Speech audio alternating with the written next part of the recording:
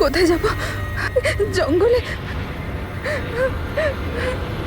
আমি এসে গেছি। আমি বাড়ি যাব।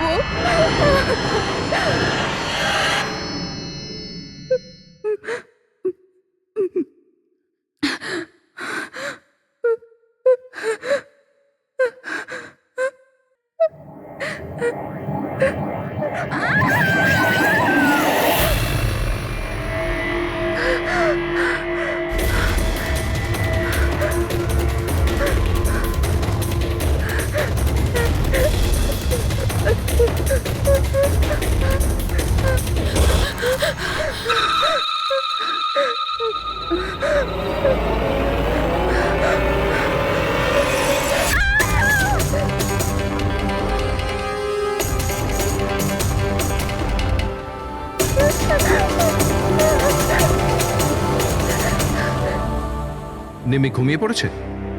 হ্যাঁ, শুয়ে পড়েছে। আরে হিরাল, তোমায় খুব ডিস্টার্ব লাগছে। কি বলবো, 24 ঘন্টা হয়ে গেল আয়েশা গেছে, না তোর ফোন লাগছে না ফোন করেছে। আমার না খুব টেনশন হচ্ছে, জানি না কোনো বিপদে না পড়ে যায় ও। দেখো হিরাল, এখনো বড় হয়ে গেছে। আমার মনে হয় তুমি ওর মায়ের মতো রিয়াক্ট করছো। নিজের প্রবলেম নিজে সলভ করতে পারবে ও, ছোট বাচ্চা নয় ও। রোহান, এরকম কিভাবে বলতে পারো? ছোট বোনও আমার, আমি ওর জন্য টেনশন করবো না তো আর কে করবে? আর ওর আমাকে ছাড়া আর কে আছে এই দুনিয়াতে?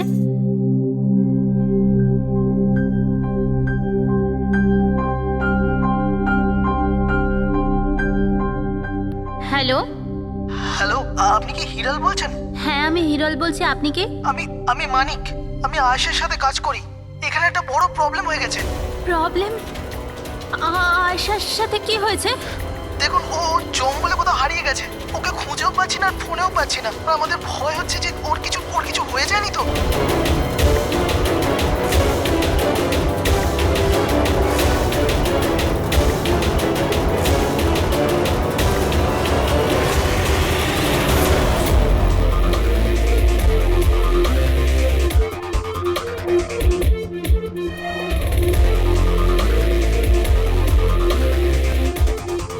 স্যার, ফরেস্ট ডিপার্টমেন্টের লোক ভেতরে আমাদের জন্য ওয়েট করছে, আর আয়েশার ক্রু মেম্বাররাও অন দ্য ওয়ে। কিন্তু আপনারা এটা তো নিশ্চয়ই জানেন যে যে ওই লাশটা আয়েশারই নাকি অন্য কারোর। আমি একটা জিনিস বলতে পারি, ও না স্কাই ব্লু কালারের টি শার্ট পরেছিল আর ব্ল্যাক কালারের কার্গো পরেছিল আর হাই পনিও করেছিল। ওর জামা হাফ ডেড বডির সাথে ম্যাচ করছে কিনা এটা তো বলুন।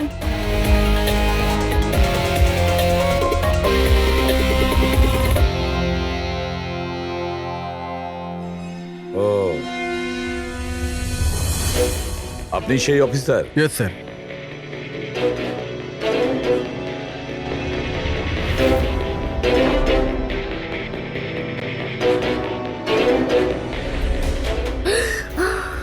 প্রশান্ত? আরে এই তো প্রশান্ত। এক মিনিট, আপনারা কে আর ওকে কি করে চিনলেন? স্যার, আমি মানিক, আর আমরা সবাই আয়েশার সাথে কাজ করি। আরে প্রশান্ত আমাদের গাইড। আয়েশা এনাকে লোকেশন খোঁজার জন্য বলেছিল, আর যখন আয়েশা হারিয়ে গেল তখন এই ওকে খুঁজতে গেছিল। এর এরকম অবস্থা, তাহলে আয়েশা কিরকম অবস্থায় আছে? না না না, না না, আয়েশার কিছু হয়নি, আমি বলছি তো, ট্রাস্ট মি।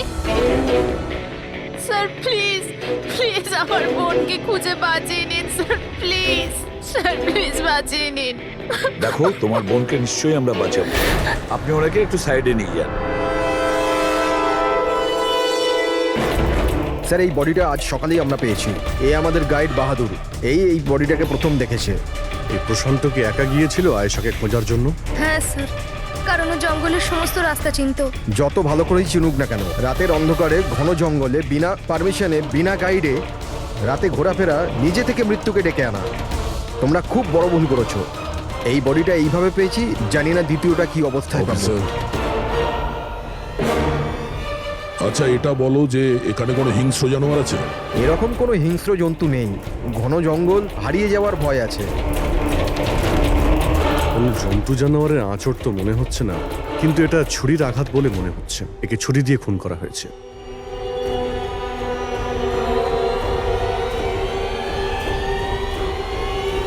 স্যার হ্যাঁ পূরবী, স্যার এই ক্যামেরাটা পেয়েছি এখানে। এটা তো আয়শার ক্যামেরা। হ্যাঁ স্যার, এটা আয়েশা 3 দিন আগে কিনেছিল। এটা চালিয়ে একবার দেখো তো। স্যার এটা অনই হচ্ছে না। কেন? এটার ব্যাটারি ডাউন স্যার। আর আমাদের কাছে ডিভাইসও নেই এটা চিপ ইনসার্ট করার জন্য। ও মাই গড। আপনারা এইসব শেষ করুন, এগুলো পরে করবেন। আগে আমার বোনকে খুঁজুন। আপনারা বুঝছেন না কেন? হারিয়ে গেছে। আমরা খুঁজবো। অনেক বড় জঙ্গল ম্যাডাম, কমসে কম 2 দিন লাগবে পুরো জঙ্গল খুঁজতে। হ্যাঁ স্যার, সূর্যাস্ত হওয়ার পর আমরা কিচ্ছু করতে পারবো না। আপনারা সার্চিং শুরু করে দিন, বাহাদুর আপনাদের নিয়ে যাবে।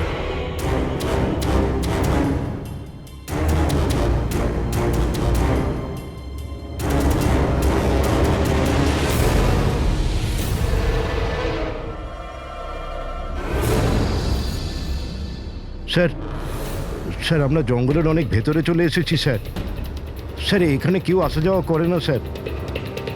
স্যার এক কাজ করি, আমরা ফিরে যাই, না হলে অন্ধকার নেমে আসবে। এখন তো অনেক আলো আছে, অন্ধকার হয়েছে কোথায়? স্যার ফিরতেও তো অনেকটা সময় লাগবে না স্যার? তো ওই হিসাবেই বললাম। এত দূর স্যার কেউ আসেই না স্যার, এখানে কিচ্ছু পাবেন না। আরে ভাই, যখন এত দূর চলে এসেছে একটু দেখে নি না ভাই। চলো চলো। আচ্ছা আচ্ছা।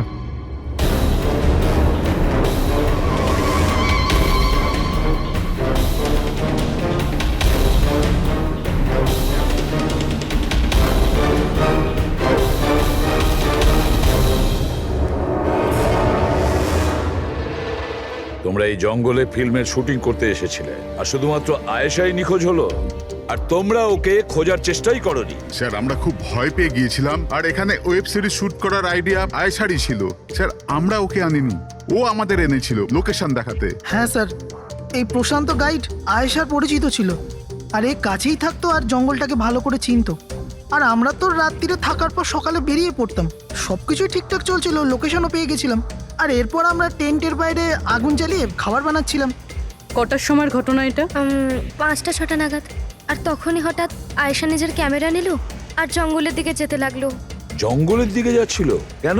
ও বলেছিল যে ও আশেপাশের একটুখানি ভিডিও করে হিরণকে পাঠিয়ে দেবে, আর এটাও বলেছিল আশেপাশেই থাকবে আর তাড়াতাড়ি ফিরে আসবে। তারপর অনেকক্ষণ পর্যন্ত যখন ও এলো না, তখন আমাদের মনে হলো যে কিছু গন্ডগোল আছে। এর আগে আমরা কিছু করতাম কি, সেখানে প্রশান্ত চলে এলো। ও জানতে পারলো তো ও নিজেই খুঁজতে চলে গেল। আর ও আমাদের ওখানেই থাকতে বলল। ও বলল যে জঙ্গলটা খুব বিপজ্জনক আর আমাদেরও প্রাণের ঝুঁকি থাকতে পারে। ব্যাস এটা বলেই ও জঙ্গলে ঢুকে গেল স্যার। তার মানে ওই প্রশান্ত আর ফিরে আসেনি, আর তোমরা পালিয়ে গেছো এখান থেকে নিজেদের বাঁচাতে। না স্যার, আমরা ওখানেই ছিলাম যখন চিৎকারটা শুনলাম। 15-20 মিনিট পর্যন্ত একটা মেয়ের। স্যার, স্যার ওই চিৎকার শুনে আমরা খুব ভয় পেয়ে গেছিলাম, আর তারপর আমরা ওখান থেকে পালিয়ে গেলাম। স্যার, আমরা খুব বড় ভুল করে ফেলেছি। চিৎকারটা শুনে আমাদের এখান থেকে পালানো উচিত হয়নি, আয়েশাকে সাহায্য করা উচিত ছিল। সত্যিই তোমরা একটা বড় ভুল করেছো। আয়েশার চিৎকার শুনে যদি তোমরা জঙ্গলে ঢুকতে, আয়েশা এখন আমাদের সঙ্গে থাকতো, আর প্রশান্ত ও হয়তো বেঁচে যেত। তুমি তো বলছিলে যে এত ভেতরে জঙ্গলের কেউ আসতে পারে না, এটা কি? স্যার আমি জানি না, কিন্তু এটা আমাদের ডিপার্টমেন্টের কখনোই নয়। জঙ্গলের মধ্যে টেন্ট, দেখছি এর ভেতরে কে আছে।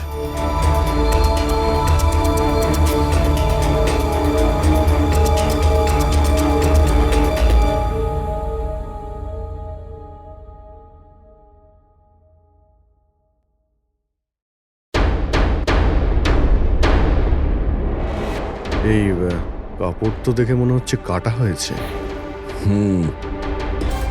টেন্ট পিছন দিক দিয়ে কেটেছে, তার মানে সামনে কোনো বিপদ ছিল।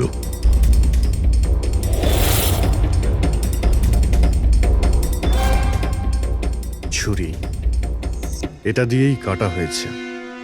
বাইরে গন্ডগোল হতেই পিছন থেকে কেটে পালিয়ে গিয়েছে।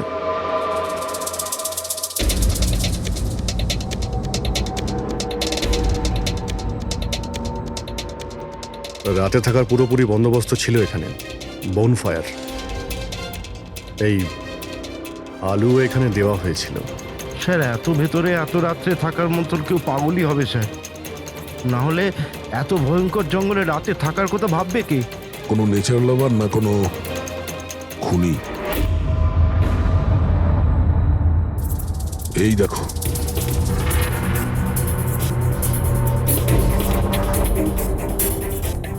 রক্ত। মনে হচ্ছে এখানে এই পাথরের ওপর কেউ বসেছিল। হতে পারে আগুন পোয়াচ্ছিল আর কেউ ওর ওপর হামলা করেছে। এটা দেখে টেন্টের মধ্যে যে ছিল সে পালিয়ে গেছে। চলো আগে গিয়ে দেখি। স্যার স্যার সূর্য অস্ত যাচ্ছে স্যার, ফিরতেও 2 ঘন্টা কমসে কম লাগবে। ফিরে যাই স্যার। ঠিক আছে, কালকে আবার আসবো। স্যার, আমরা আয়েশার টিমকে এই ছবিগুলো দেখিয়েছিলাম। ওরা বলল যে এই টেন্ট ওদের ক্যাম্পের নয়। স্যার, হ্যাঁ পুরবি, আয়শার ক্যামেরার চিপ। হিরালদি, তুমি এটা মিস করলে। আমি তোমায় বলেছিলাম না আমার সাথে এসো। জানো এখানে এত বেশি গ্রিনারি আছে। লুক এট দিস, এতগুলো গাছ। It's so beautiful. দিদি, আমি হাঁপিয়ে গেছি। মনে হচ্ছে আমি জঙ্গলের অনেক ভেতরে এসে গেছি। জঙ্গল তো পুরো একই রকমের না? আমি রাস্তা খুঁজে নেব, খুব একটা মুশকিল নয়।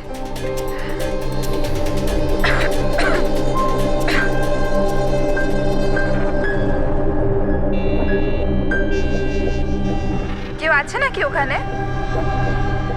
কে ওখানে?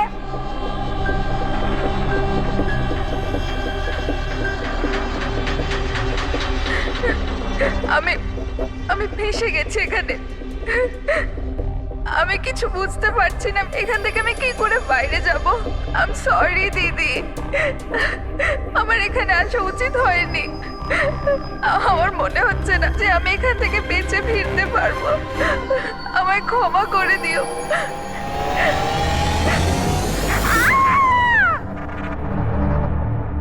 অভিজিৎ, যে কোনো পরিস্থিতিতে এই মেয়েটাকে ওই জঙ্গল থেকে উদ্ধার করতে হবে আমাদের। হ্যাঁ সালুকে। বস, আয়েশা যে জিনিসগুলো রোজ ব্যবহার করত, আমি সেই প্রত্যেকটা জিনিস থেকে ডিএনএ স্যাম্পল নিয়েছি। কিন্তু আশ্চর্যের ব্যাপার, কোনো স্যাম্পলই আয়েশার ডিএনএ সঙ্গে ম্যাচ করছে না। কি? কিন্তু হ্যাঁ, খুনির ব্যাপারে একটা খুব গুরুত্বপূর্ণ সূত্র পেয়েছি। সেটা কি স্যার? বস, এই ডিএনএ প্রোফাইলটা দেখো। এই দুটো ডিএনএ প্রোফাইলই দুটো আলাদা আলাদা লোকের। কিন্তু অদ্ভুত ব্যাপার হচ্ছে যে দুটো প্রোফাইলই আমি একই লোকের শরীর থেকে পেয়েছি, প্রশান্ত শরীর থেকে। প্রশান্ত শরীর থেকে? হ্যাঁ বস। সেটা কিভাবে?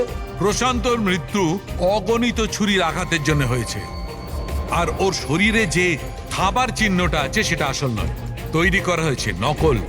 আর সবচেয়ে আশ্চর্যের ব্যাপার হচ্ছে যে প্রশান্তের লাশের থেকে আমি ওর রক্ত ছাড়া আরো কারো রক্ত পেয়েছি। এখন এই রক্তটা কোনো পুরুষের না নারীর সেটা আমি বলতে পারবো না, কারণ ওই রক্তটা প্রশান্ত রক্তের সঙ্গে মিশে গেছে।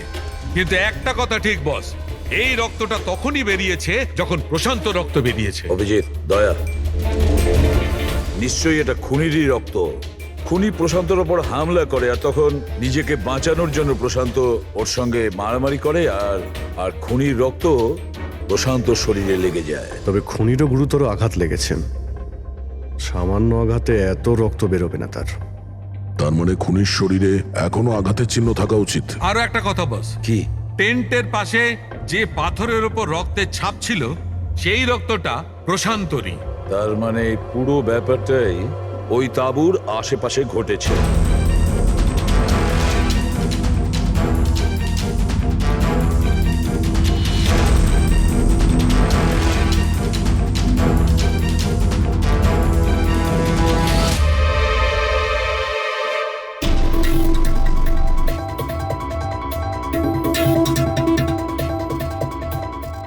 স্যার?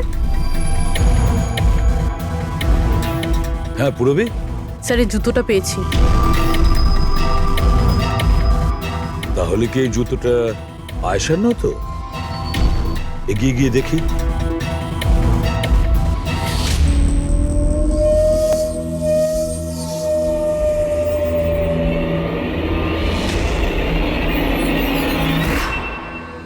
স্যার, হ্যাঁ এই দেখুন স্যার।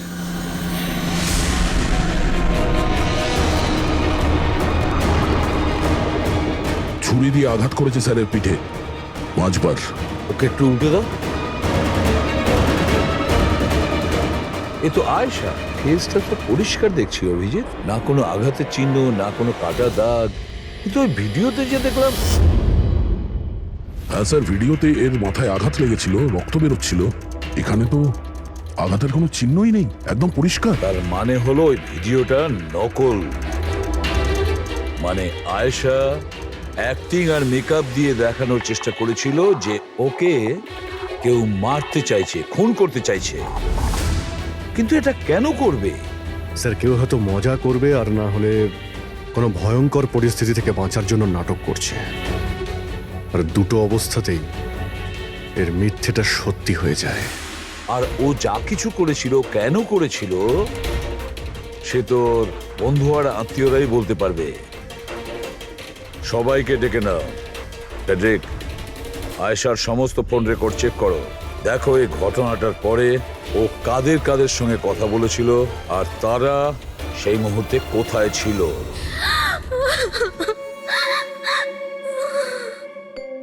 এরা আমাকে কেন ওকে দেখতে দিচ্ছে না? কি বাজে ভাবে মেরেছে আমার বোনকে। আর এরা বলছে যে ও নিজের মৃত্যুর নাটক করেছে, নিজের মার্ডারের নাটক। আর ওই নাটক সত্যি হয়ে গেছে। ভুল বলছে ওরা, মিথ্যে। আমাদের আয়েশা এরকম করতেই পারে না।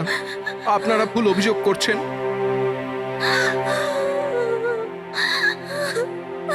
দেখুন,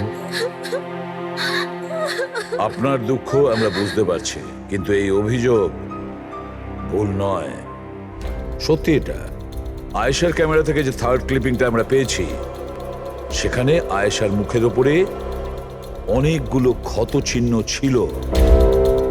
কিন্তু যখন আমরা আয়েশার লাশটাকে পাই, তখন ওর মুখ আর গলা পরিষ্কার ছিল।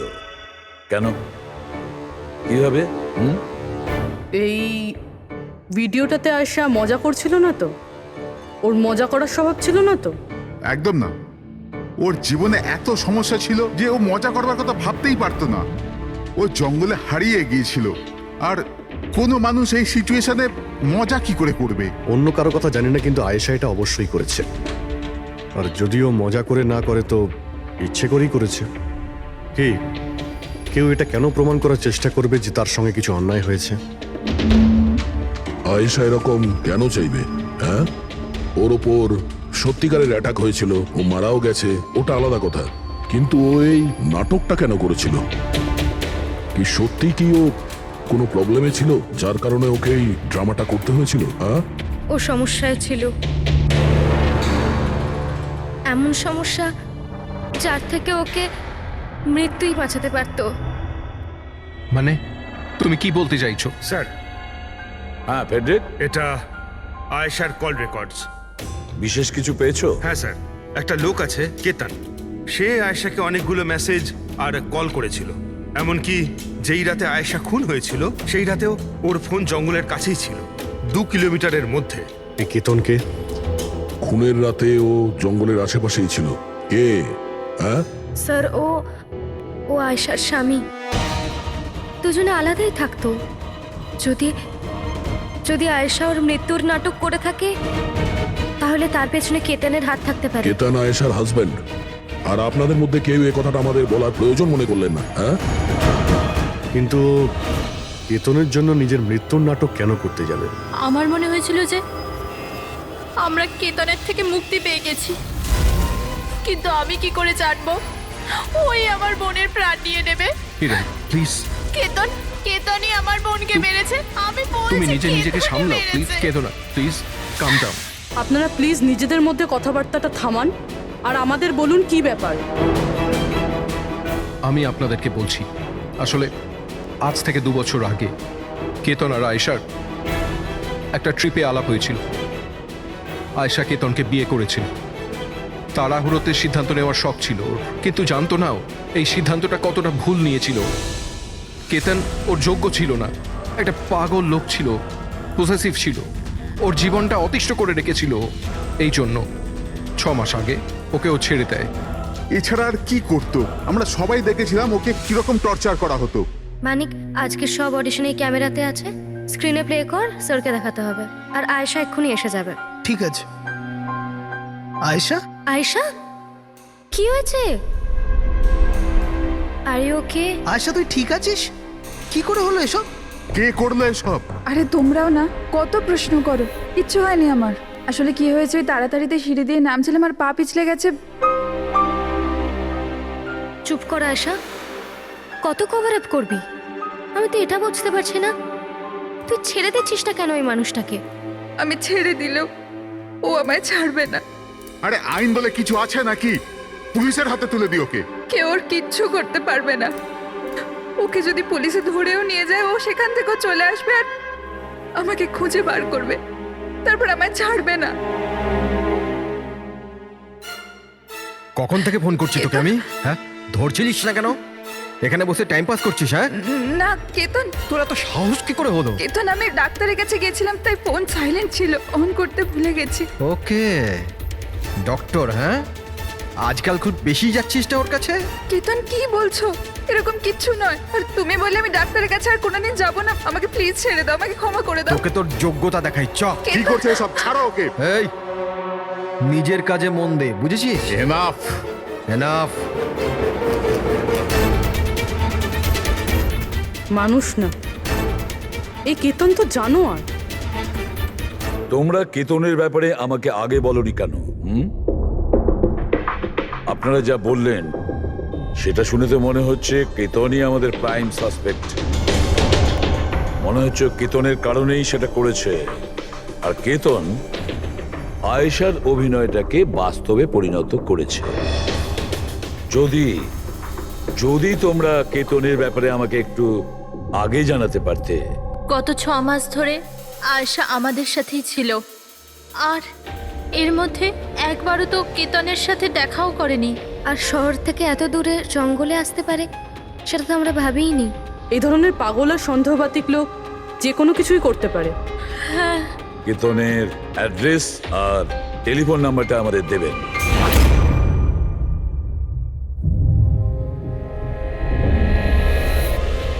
কেতন,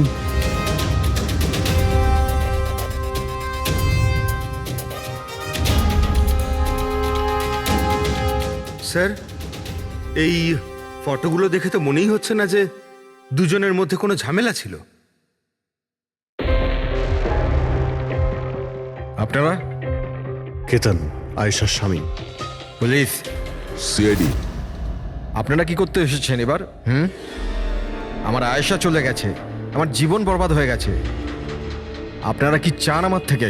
ইনফরমেশন তোমার আর আয়েশার ব্যাপারে। শুনেছি তুমি নাকি খুব বিরক্ত করতে ওকে। স্যার, আমি ওকে অনেক ভালোবাসতাম, নিজের থেকেও বেশি। সেই কারণে ওকে টর্চার করতে, মারতেও? হ্যাঁ, আমি কেন টর্চার করবো ওকে? তোমার কাছ থেকে বাঁচার জন্য কোর্টের কাছে সাহায্য চেয়েছিল, তাও তুমি ওকে বিরক্ত করা বন্ধ করনি। স্যার, মিথ্যে কথা এসব, এরকম কিছুই ছিল না। মিস্টার কেতন, রেকর্ড আছে আমাদের কাছে। তুমি বারবার ওকে ফোন করে আর মেসেজ করে হুমকি দিয়েছিলে। আর এটাও কাউকে বলেওনি, আমরা জেনে গেছি।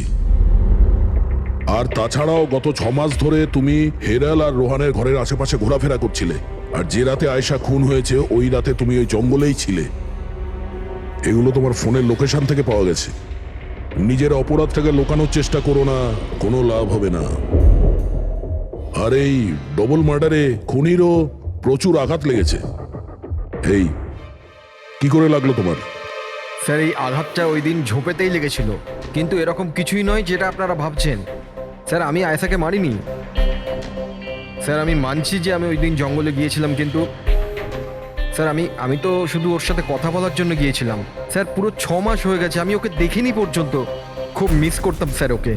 ওর সাথে দেখা করতে চাইতাম, ওর সাথে কথা বলতে চাইতাম, যাতে ওকে বাড়িতে ফিরিয়ে আনতে পারি, যাতে আবার টর্চার করতে পারো। না স্যার, আমি বদলে গেছি স্যার। স্যার, আমি তো এটাই বলতে চেয়েছিলাম, কিন্তু যখন আমি জঙ্গলে গেলাম দেখলাম যে ও অন্য কারোর সাথে যাচ্ছে জঙ্গলের ভেতর। স্যার, আমি কি করতাম স্যার? আমি এমনিতেই মাথা গরমের লোক। আমি ভাবলাম বেকার বেকার ঝামেলা তৈরি হবে, সেই জন্য আমি চুপচাপ বাড়ি ফিরে এলাম স্যার। স্যার, ট্রাস্ট মি, আমি কিচ্ছু করিনি, আমি মারিনি ওকে স্যার। দেখো কেতন, তুমি এখনো আমাদের সন্দেহের তালিকায় আছো। যতক্ষণ এই কেসটা শেষ না হচ্ছে তুমি হেফাজতে থাকবে। স্যার, এই কেতনের কাছে কিন্তু আয়েশাকে মারার মোটিভ ছিল, ও তো বেঁচে গেছে, এবার বাকি রয়েছে এরা সবাই। হিরাল, সায়রা, অজিত, মানিক আর রুহান, এরা কি সবাই আয়েশার আপনজন ছিল? এদের কি মোটিভ হতে পারে? কারণ এদের মধ্যে তো কোনো প্রবলেম নজরে পড়ছে না। কেউ তো হবে স্যার যার আয়েশার মৃত্যু হলে লাভ হবে। কেউ কি পাবে ও মারা গেলে? সম্পত্তি, টাকা? টাকা? ইন্স্যুরেন্সের টাকা? হ্যাঁ, ইন্স্যুরেন্স। রবি, ফেডরিক, একটা কাজ করো, এই শহরে যতগুলো ইন্স্যুরেন্স কোম্পানি আছে সেখানে গিয়ে খোঁজ নাও আয়েশার নামে ওদের কাছে কোনো লাইফ ইন্স্যুরেন্স পলিসি আছে কিনা। কিন্তু একটা কথা, আয়েশার বন্ধু বা তাদের ফ্যামিলির কাউকে বলবে না কিছু। যদি ওদের মধ্যেই কেউ খুনি হয়, সে সতর্ক হয়ে যাবে।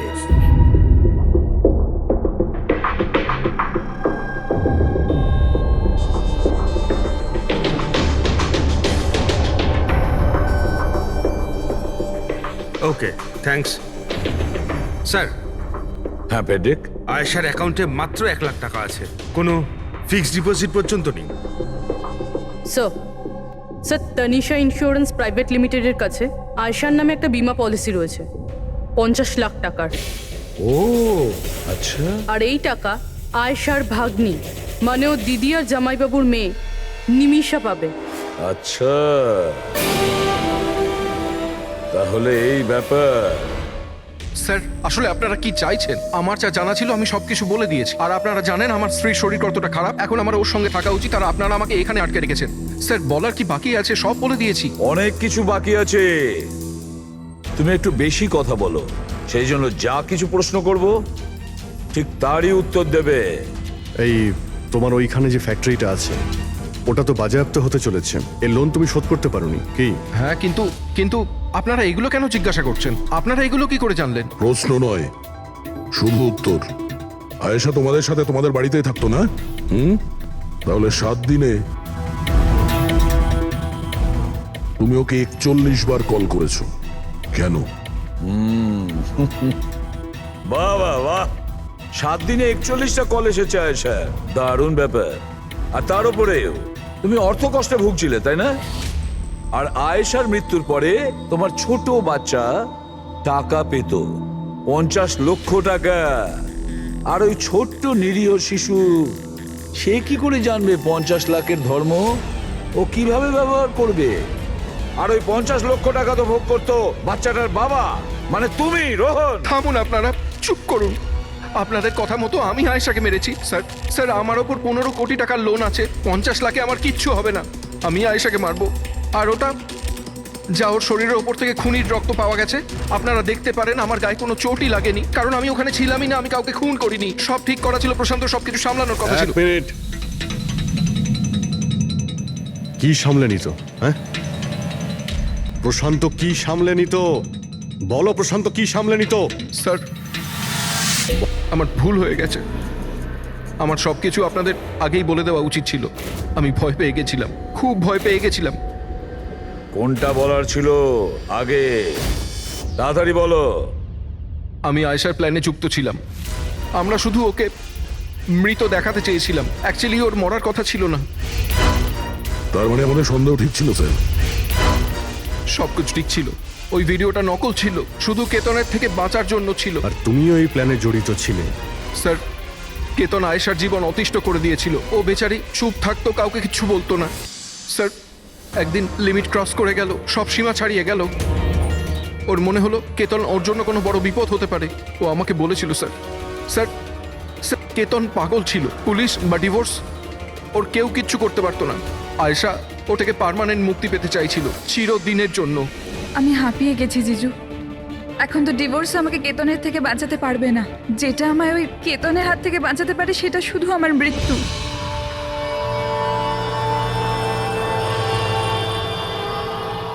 আয়েশা, এটাই যদি একমাত্র রাস্তা হয় তাহলে এটাই ঠিক।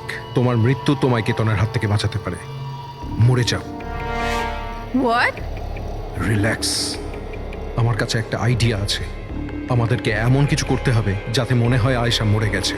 তোমার সাথে কোনো দুর্ঘটনা হলো বা কেউ তোমাকে মেরে দিল আর বডিকে এতটা খারাপ করে দেওয়া হলো যে কেউ চিনতে না পারে আয়েশা, তারপর তুমি এখান থেকে অনেক দূর চলে যাবে আর তোমার ওই ইন্স্যুরেন্সের টাকা যেটা মিমির নামে আছে আমি তোমাকে পৌঁছে দেবো। 50 লাখ টাকা দিয়ে একটা নতুন জায়গা আর নতুন লাইফ নতুন করে শুরু করবে। কিন্তু জিজু, আমি বেঁচে থাকাকালীন আমার লাশ কোথা থেকে আসবে? ওর জন্য টেনশন নিও না, আমি সবকিছু করে নেব। আমার এক বন্ধু আছে প্রশান্ত, ও আমার জন্য অনেক কাজ করে দিয়েছে। কিন্তু হ্যাঁ আয়েশা, এরপরে তুমি কখনো জীবনে আমার সাথে, মিমির সাথে, হিরালের সাথে কোনোদিন দেখা করতে পারবে না। হ্যাঁ, কিন্তু ওই পাগল লোকটার থেকে তুমি সারা জীবনের জন্য মুক্তি পেয়ে যাবে, তুমি মুক্ত হয়ে যাবে। সবকিছু ঠিক ছিল, সবকিছু প্ল্যান মাফিক চলছিল। আমি আয়েশা আর প্রশান্তর সঙ্গে ফোনে যোগাযোগ রেখে চলছিলাম, তারপর জানি না হঠাৎ করে ফোন কেটে গেল। আমি জানতাম ওখানে একটা মেয়ের মৃতদেহ পাওয়া যাবে, যার ব্যবস্থা আমি বাধ্য হয়ে করেছিলাম। শুধু আয়েশার জামা কাপড় ওই মেয়েটিকে পরানোর কথা ছিল, ওর মুখটা এত খারাপ ছিল যে কেউ চিনতেও পারতো না। কিন্তু স্যার সিরিয়াসলি আমি তো শকে ছিলাম, ওটা মেয়েটার নয়, প্রশান্তের বডি ছিল। স্যার প্রশান্ত তো আয়েশাকে সকাল হওয়ার আগেই জঙ্গল থেকে অনেক দূরে নিয়ে যাওয়ার কথা ছিল, কোনো সেফ জায়গায়, কিন্তু হঠাৎ করে কি হয়ে গেল স্যার? স্যার আমার যতটা জানা ছিল আপনাদের বলে দিয়েছি স্যার। স্যার প্রশান্তকে কে মেরেছে, আয়েশাকে কে মেরেছে আমি জানি না।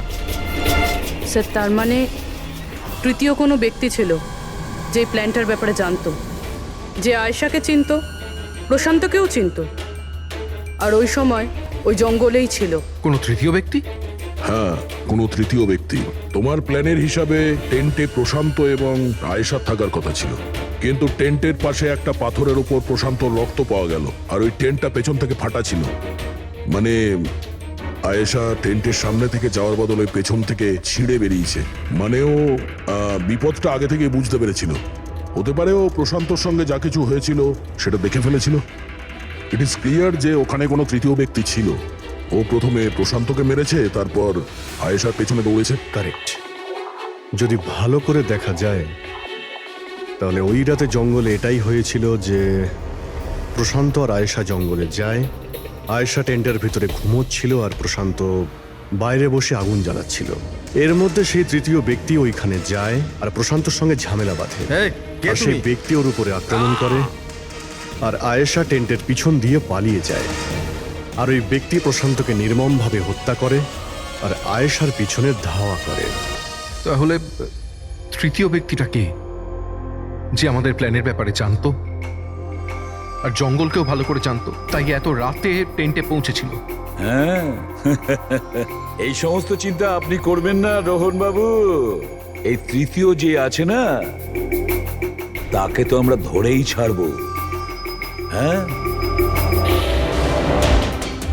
হোক বা না হোক, এই ধাঁধার সমাধান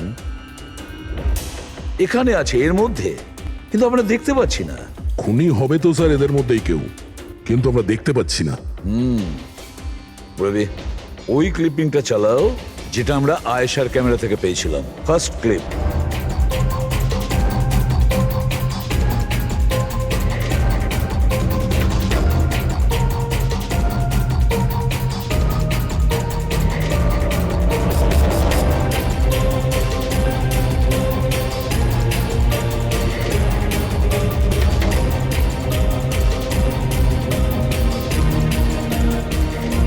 ইয়েস, দা, তুমি ঠিকই বলেছিলে, খুনি আমাদের সামনেই আছে, কিন্তু আমরা দেখতে পাচ্ছি না।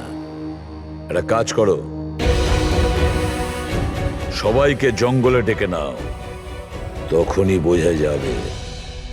স্যার এখনো আপনারা আমার ওপর সন্দেহ করছেন, যেখানে আমি আপনাদের সবকিছু সত্যি কথা বলেই দিয়েছি। স্যার আমি আমার বউকে কেন মারবো স্যার? আমি তোকে ভালোবাসি স্যার। আমার বোনের খুনিকে খোঁজার বদলে আপনারা আমাদেরই জিজ্ঞাসাবাদ করছেন। আর ওর গায়েব হওয়ার খবর তো আমি হিরাল ম্যামকে দিয়েছি, আর আমরা যদি কিছু করতাম তো আমরা কেন ফোন করতাম? হ্যাঁ, কিন্তু কেউ তো আয়েশাকে খুন করেছে, আর কে খুন করেছে সেটা আমরা জানি। আয়েশাকে খুন তোমাদের মধ্যেই কেউ করেছে, তোমাদের মধ্যেই কেউ। আমাদের মধ্যে কে হতে পারে স্যার? এখনই জানতে পারা যাবে। রোহন, তুমি একটা কথা বলো, আয়েশা রেকির জন্যে তোমার বাড়ি থেকে দুর্ঘটনার একদিন আগেই গিয়েছিল না? হ্যাঁ স্যার, একদিন আগেই গিয়েছিল। আর এটা সেদিনেরই ছবি, তাই না? যেদিন ওর রেকিতে যাওয়ার কথা ছিল। আয়েশার অ্যাকাউন্ট ওই পোস্ট করেছে, তো ওরই হবে। আর আপনারা আমার বোনের খুনিকে খোঁজার বদলে এরকম ফালতু জিজ্ঞাসাবাদ করছেন, আমাদের উপরে ব্লেম করছেন। এতে কি প্রমাণ পাবেন আপনারা? এটাই যে তোমরা আয়েশাকে জীবন্ত দেখেছিলে শেষবার ওই দিনই, তারপরও নিখোঁজ হয়ে গেছিল, তোমরা আমাদের বলেছিলে। আচ্ছা, ও কি কি পরেছিল অপর্ণা, তুমি বলেছিলে, তোমার মনে আছে? হ্যাঁ, ও না স্কাই ব্লু কালারের টি শার্ট পরেছিল আর ব্ল্যাক কার্গো প্যান্ট ছিল। হাই পনিও করেছিল। আপনার তো নিশ্চয়ই মনেই আছে। হিরল, তুমি কি করে জানলে আয়েশা মরার সময় কি কাপড় পরেছিল? বলো, আরে বলো না। কারণ সেই দিন এ জঙ্গলেই ছিল। এই প্রশান্তকে মেরেছে আর তারপর আয়শার পিছনে দৌড়োয়, ওর পিছু নেয় আর ওকে মেরে ফেলে। আর প্রশান্তকে মারার সময় তোমার গভীর আঘাতও লাগে। দেখাও। হত সারুন, আমার দূরে থাকুন। হ্যাঁ, আমার থেকে। একে তো আপনারা আমার বোনের খুনিকে খুঁজে পাচ্ছেন না, তার উপরে আমার ওপরে অভিযোগ দিচ্ছেন। হ্যাঁ, ব্যাস, অনেক অভিনয় করেছো, এবার ঠিক করে বলো, কেন মেরেছো তুমি আয়েশাকে? হ্যাঁ, আমি মেরেছি আয়েশাকে।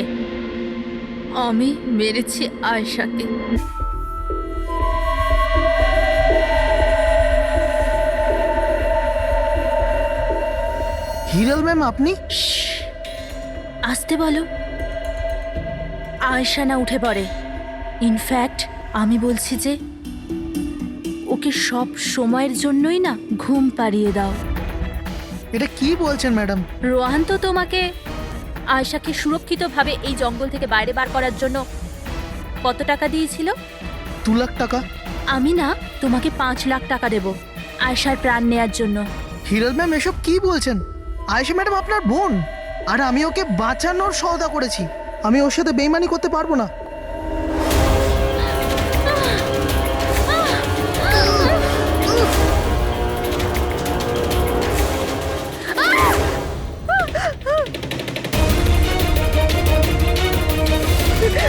আয়েশা,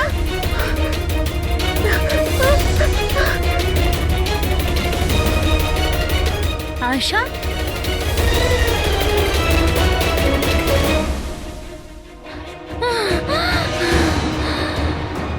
আয়েশা, আমার কাছে আয় আয়েশা। আমি তোকে বাঁচাতে এসেছি আয়েশা। ও তোকে ঠকাচ্ছিল আয়েশা। তোর ইন্স্যুরেন্সের টাকার জন্য তোকে মারতে চেয়েছিল আয়েশা। আমার বোন।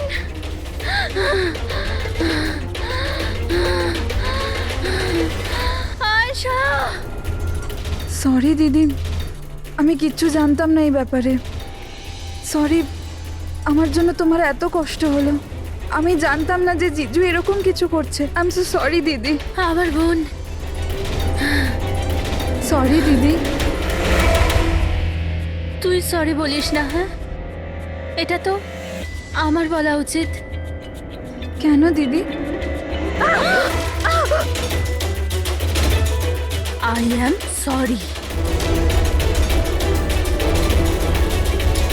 কেন কেন মেরেছো তুমি তোমার বোন আয়েশাকে? আপনারা জানেন না আয়েশাকে। ও সবসময় না সবার প্রিয় হয়ে এসছে। ভালোবাসার আয়েশা। সবাই ওকে ভালোবাসতো, আমাকে নয়। মা, বাবা, আমার সব বন্ধু, ইনফ্যাক্ট রোহান, আমার মেয়ে নিম্মিও আমার থেকে বেশি ওকে ভালোবাসতো। ও রোহানকেও আমার থেকে ছিনিয়ে নিতে চেয়েছিল। আমি রোহান আর নিম্মিকে নিজের থেকে দূরে যেতে দেখতে পারতাম না। না, আপনি বলুন আমি কি করতাম? আমি ভাবলাম সবসময় ও আমাকে হিংসা করে না, জিতেওছে সবসময়। না থাকবে আয়েশা আর না থাকবে ওর জিত। এর জন্য মেরে ফেলেছি আমি ওকে। হিরল, তুমি এটা কি করে করতে পারো? আরে আয়েশা তোমার ছোট বোন ছিল, আমাকে বড় দাদার মতো দেখতো। আমি ওর সাথে এগুলো কখনো স্বপ্নতেও ভাবতে পারি না। আমার লজ্জা লাগে তোমাকে আমার স্ত্রী বলতে। রোহান, তোমার ভুল নেই এতে। সব ভুল ওই আয়েশার। ওই সব করছিল। ও না তোমাকে আমার থেকে ছিনিয়ে নিতে চেয়েছিল, কিন্তু এখন তো এটা হবেই না। এবার তো তোমাকে কেউ আমার থেকে কেড়ে নিতে পারবে না। খুব বড় ভুল করেছো তুমি। তোমার সন্দেহ, তোমার ইনসিকিউরিটি একটা নিরীহ মানুষের প্রাণ নিয়েছে, প্রশান্ত গাইডের। আর তাছাড়াও তুমি তোমার আপন বোনকেও মেরেছ। আইন তোমাকে কঠোর থেকে কঠোরতম শাস্তি দেবে।